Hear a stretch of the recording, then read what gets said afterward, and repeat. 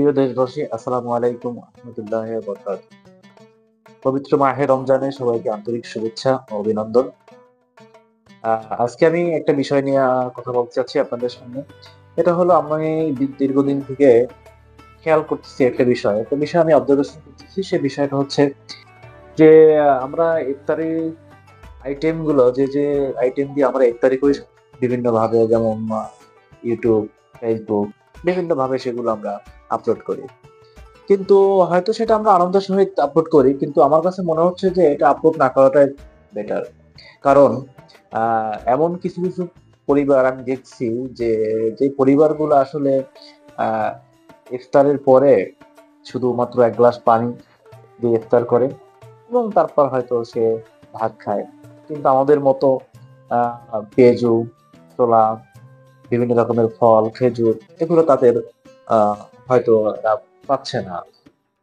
তো যখন একটা লোক এগুলা তার আর্থিক সমস্যার জন্য আ এরকম ভালো আইটেম দিয়ে ইফতারি করতে পারতেছে না। তো ওই অবস্থায় আসলে তার ভিতরে মনের ভিতরে একটু কষ্ট লাগতে পারে, বা সে যদি কখনো দেখে যে না, আমি তো সিম্পল কিছু দিয়ে ইফতারি করতেছি।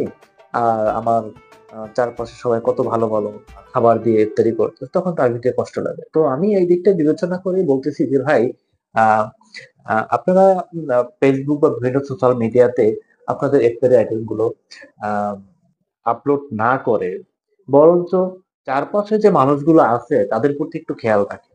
যে আসলে আমি তো এত ১০ থেকে ১২ আইটেম বা ১৫ আইটেম দিয়ে আমি ইফতারি করতেছি। হ্যাঁ?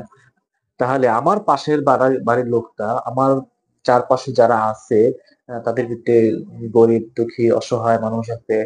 অনেকে দিনমজুর, হ্যাঁ? বিভিন্ন রকমের কাজ করে, কেউ রিক্সা চালায়। তাদের পরিবারে আসলে আ ইফতারি করার মতো কতটুকু সামর্থ্য আছে সেগুলোর দিকে আমরা খেয়াল রাখি একটু।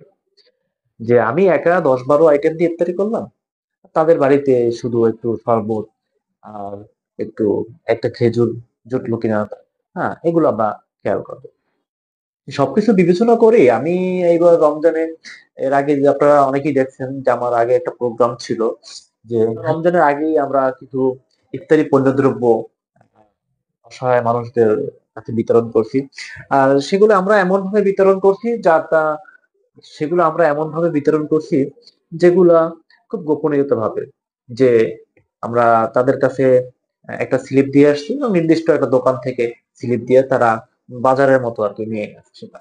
এবং এমনকি আমরা যাদের মাধ্যমে স্লিপ গুলা দিছি, হ্যাঁ? এবং যাকে স্লিপ দিছি অনেকে জানেই না যে ইফতারির পণ্যগুলো কোথা থেকে আসলো, কে দিল, কিভাবে আসলো। অনেকেই জানে না যে আমাদের সেটা উদ্যোক্তা, এরকমটাও কেউ জানে না। এটার কারণ হইলো, গোপনীয়তা রক্ষা করার কারণ হইলো অনেকের ভিতর হয়তো লজ্জাবোধ থাকে অনেকের। এখন আম যেমন হয়তো তার আর্থিক সমস্যা আছে, কিন্তু সামাজিক কিছু নিয়ম কানুন বা সামাজিক চাপে সে এটা নিতে পারে না। তার ভিতরে একটা আ লজ্জাবোধ কাজ করে। সেক্ষেত্রে এটা গোপনীয়তা রেখে এই কার্যক্রম করে। যে না, আমরা বেশ কিছু পরিবারে আর্থিক সহযোগিতা করছি ইত্যাদির মাধ্যমে। আবার আ আপনারাও আপনাদের চারপাশে যে স্থানে আছেন সেই স্থান থেকেই এই কার্যক্রমগুলো করেন। আপনারা দলবদ্ধ বা সমষ্টিবদ্ধ না হয়েও আপনারা একা করেন। আপনি আছেন আপনার চারপাশে ৩ টা পরিবারকে দেন, ২ টা পরিবারকে দেন। প্রত্যেকেই যদি আমরা এরকম আমাদের চারপাশে ২-১ টা পরিবারকে সাহায্য সহযোগিতা করি, ইনশাআল্লাহ আমাদের আ চারপাশের কোন যারা আছে তাদের নিয়ে আমাদের কোন বৈষম্যতা সৃষ্টি হবে না। সবাই আমরা বিষয়গুলোর দিকে সুদৃষ্টি রাখি। সবাই ভালো থাকবেন, সুস্থ থাকবেন। আসসালামু আলাইকুম ওয়া রাহমাতুল্লাহি ওয়া বারাকাতুহু।